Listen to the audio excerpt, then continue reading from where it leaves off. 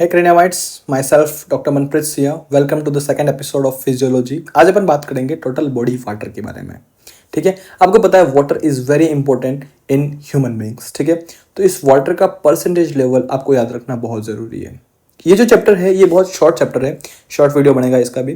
ठीक है, so this is in cover of third chapter. जो आपका थर्ड चैप्टर आने वाला उसके अंदर ही कवर अप था, लेकिन मैंने उसको अलग से एक वीडियो बनाया because the importance of this chapter.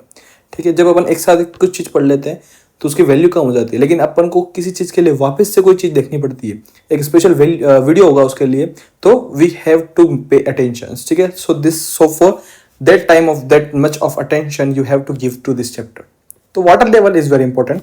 अपन बात करते हैं वाटर डिस्ट्रीब्यूशन की. बॉडी वाटर डिस्ट्रीब्यूशन, आपकी बॉडी के अंदर जो वाटर है वो कैसे डिस्ट्रीब्यूटेड हो चुका है. ठीक है, सबसे पहले बात करते हैं टोटल बॉडी वाटर के बाद. आपके अंदर टोटल कितना वाटर है परसेंटेज के अंदर. ठीक है, so total percentage of body water is 60%. ठीक है, आपकी बॉडी का टोटल 60% इज योर वाटर. ठीक है, आपकी बॉडी का कोई भी वजन होगा उसका 60% कितना होगा, वाटर लेवल होगा. ठीक है, इसके अंदर ब्लड जो होता है वो 8% होता है. ठीक है, इसको बस इजीली याद रख लो, 8% is your blood percentage. Formula क्या होता है, अगर आप बॉडी वेट को, बेसिकली जो वेट है बॉडी का, बॉडी वेट को मल्टीप्लाई करोगे 0.6 से तो वाटर परसेंटेज लेवल आ जाएगा. ठीक है, मेल्स के अंदर ये होता है 60%. ठीक है, जैसे कि अभी अपन ने बात की थी, this is the logo of male, this is the logo of female. Male have 60% of water, but in case of this, in comparison of the males, female have only 50 to 55% of water. तो क्यों females के अंदर water का level कम है? It is due to higher fat levels. Females के अंदर जो फैट लेवल्स होते हैं वो ज्यादा होते हैं कंपेयर टू मेल. तो basically water percentage is less in females and higher in males. तो इस चीज के लिए एक चीज है कि चाहे पतली दुबली लड़की भी क्यों ना हो, उसके अंदर जो फैट लेवल्स है वो ज्यादा होंगे किसी भी आदमी से कंपेयरिंग वाटर परसेंटेज. तो आपको बस इतना याद रखना है, females have a lesser water percentage level compare to males. इसके लिए एक एग्जांपल देखिए आप, जो कोई भी ड्रिंक करता होगा शाम को, ठीक है, अगर वो मेल होगा, they need a higher level of alcohol to make the euthenic effect of alcohol, but in case of females they require lesser amount of alcohol compared to male because the amount of water is more in males, so they required more alcohol because alcohol body के अंदर dilute होता है. females के अंदर जो dilution चीज है वो थोड़ी कम होती है, तो थोड़ी सी concentrate रहती है, इसलिए दारू जल्दी किसको चढ़ती है, females को. नेक्स्ट इज आपकी जो बॉडी है उसके अंदर पूरा जो फ्लूइड लेवल्स है वो अलग अलग चीजों में बटा हुआ है. कुछ ICF हो गया, कुछ ECF हो गया, कुछ ISF हो गया, कुछ प्लाज्मा हो गया. तो ये ICF, ECF, प्लाज्मा, ISF ये क्या होता है बेसिकली. ठीक है, सो इसके लिए एक चीज देखते हैं अपन, एक बार मैं डायग्राम के थ्रू समझाता हूं. देखो, मान लो ये आपकी बॉडी है, so we have a cells. ये आपकी बॉडी के अंदर कुछ सेल्स है. ठीक है, इस सेल्स के अंदर वी हैव अ फ्लूइड. इस सेल के अंदर जो फ्लूइड होगा, उसको अपन क्या बोलते हैं, ICF. ICF मतलब intra cellular fluid. So it is intra cellular fluid. ठीक है, इंट्रा सेल्यूलर फ्लूइड. लेकिन ये जो स्पेस है, इस स्पेस के बाहर जो स्पेस है, बेसिकली इस स्पेस के बाहर जो फ्लूइड है यहां पर, इसको अपन बोलते हैं ECF. What do you mean by ECF? This is your extra cellular fluid. Extra cellular fluid, simple सी बात है, जो सेल के अंदर है वो इंट्रा सेल्यूलर फ्लूइड और जो सेल के बाहर है वो एक्स्ट्रा सेल्यूलर फ्लूइड. एक चीज और है, ये जो सेल्स दिख रहे हैं इसके बीच में आपको कुछ स्पेसेस देखने को मिल रहा है.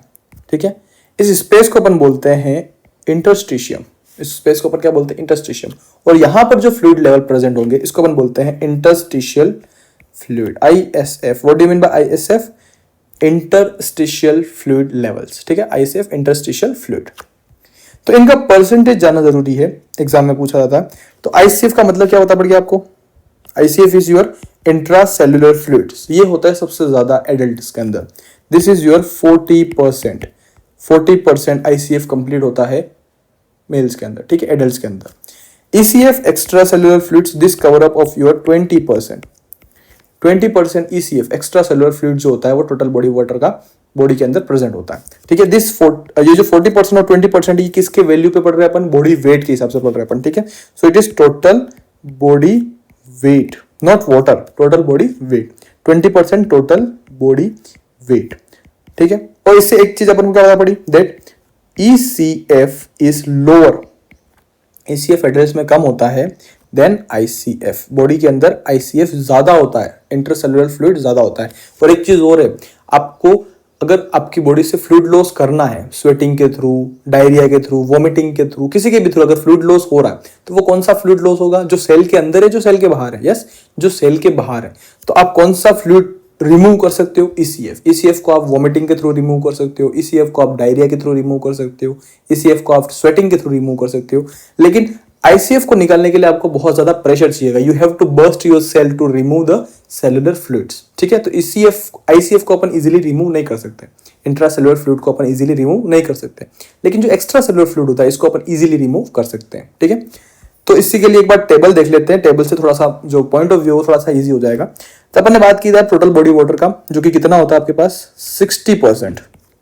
Total body water is 60% of your body weight. ठीक है, 60% ऑफ टोटल बॉडी वेट। यहां पर मैं बॉडी वेट की बात कर रहा हूं, not a body water. Total body water की बात नहीं कर रहा हूं मैं, टोटल बॉडी वेट। मतलब अगर 100 किलो का आदमी है तो उसमें से 60 किलो क्या होगा, वाटर होगा। ठीक है, 60% of the total body weight. इस टोटल बॉडी वेट के अंदर अपन ने बात की थी जो ICF होता है, इंटरसेलुलर फ्लूइड्स, वो कितना होता है, 40% ऑफ टोटल बॉडी वेट। ठीक है, मतलब 100 किलो के आदमी में 40 किलो क्या होगा, intercellular fluid, 40 kilo. Its body weight. ठीक है, बॉडी वेट नॉट वाटर। ये कंफ्यूजन होता है क्योंकि एग्जाम में एक बार नीट पीजी में क्वेश्चन दिया था जिसके अंदर कंफ्यूज किया था बच्चों को वेट और वाटर के अंदर, तो वो भी अपन देखेंगे। Next is ECF। ECF is your extra cellular fluid. ये अपन ने बात की थी 20% ऑफ टोटल बॉडी वेट। ये ECF जो है बॉडी के अंदर दो टाइप से डिवाइडेड है। एक तो होता है इंटरस्टिशियल फ्लूइड, इंटरस्टिशियल फ्लूइड जो कि सेल के एडजेसेंट, दो सेल के एडजेसेंट के बीच में जो फ्लूइड्स होता है उसको अपन इंटरस्टिशियल फ्लूइड बोलते हैं। ठीक है, this will cover up your 15%, कितना, 15%, और प्लाज्मा कवर अप करता है आपका 5%। ठीक है, तो दोनों मिलकर कितना बन गया, 20%। इसमें से जितना भी मैंने रेड अक्षर में लिखा हुआ है ये सब के सब टोटल बॉडी वेट है, not water. Total body water कितना होता है, टोटल बॉडी वाटर मतलब ये जो टोटल बॉडी वाटर है ये 60% है, तो ये आपका 100% अगर वाटर हुआ तो उसमें से ICF कितना होगा, 2/3 टोटल बॉडी वाटर। ठीक है, और 1/3 कितना हो जाएगा आपका ECF।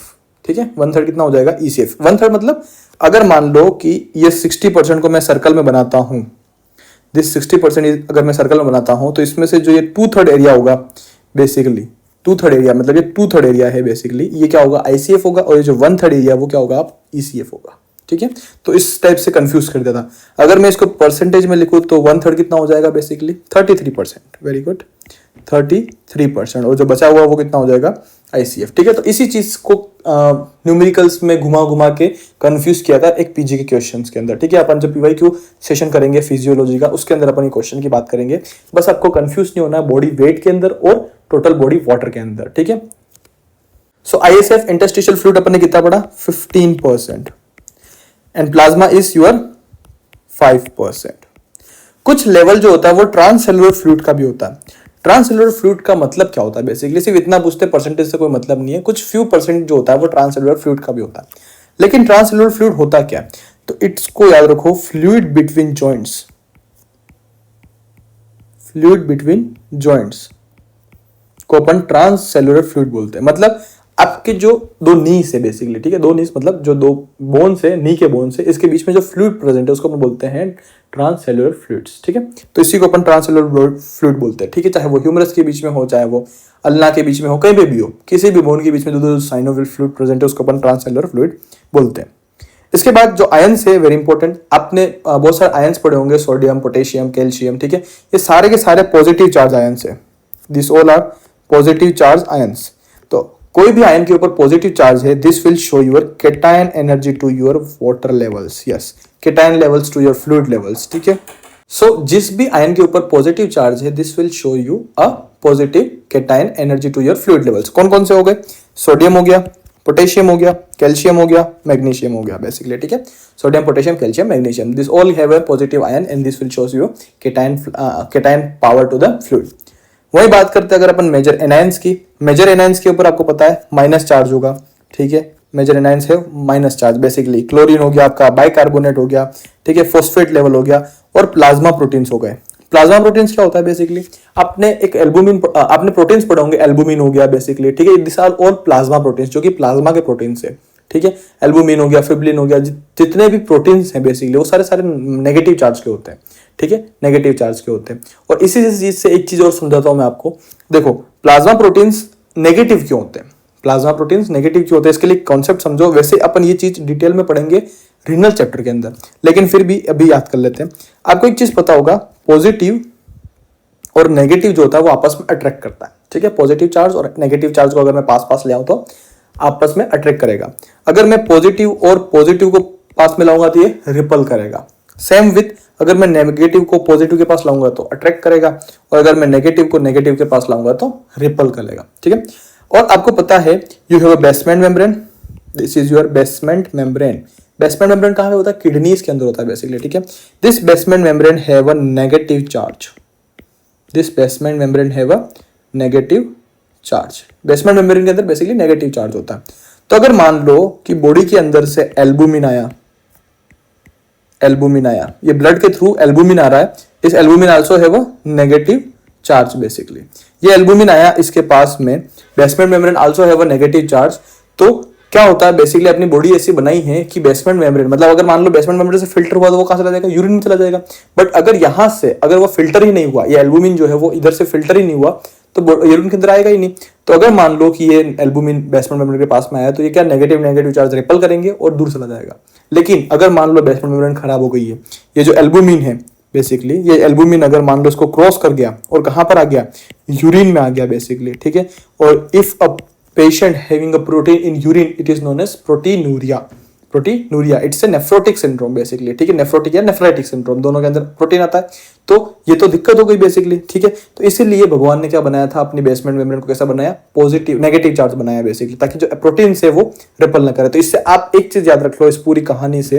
वैसे तो फिजियोलॉजी अपन वापस एक्सक्रीटरी सिस्टम में वापस से अच्छे से डिटेल में पढ़ेंगे चीज को, लेकिन इससे एक चीज याद रखो, that proteins and the components of protein have a negative charge, basement membrane also have a negative charge. तो फ्लूइड्स के अंदर सबसे इंपॉर्टेंट चीज क्या याद रखनी है, दैट प्लाज्मा प्रोटीन, जैसे कि example albumin, this have a negative charge, ठीक है, नेगेटिव चार्ज होता है इसके अंदर। कुछ एक्स्ट्रा पॉइंट्स है बॉडी वाटर के related. The total body water जो होता है basically, this is near by 75% the time of birth, ठीक है, at the time of birth, ठीक है, ये भी लिख देना, at the time of birth.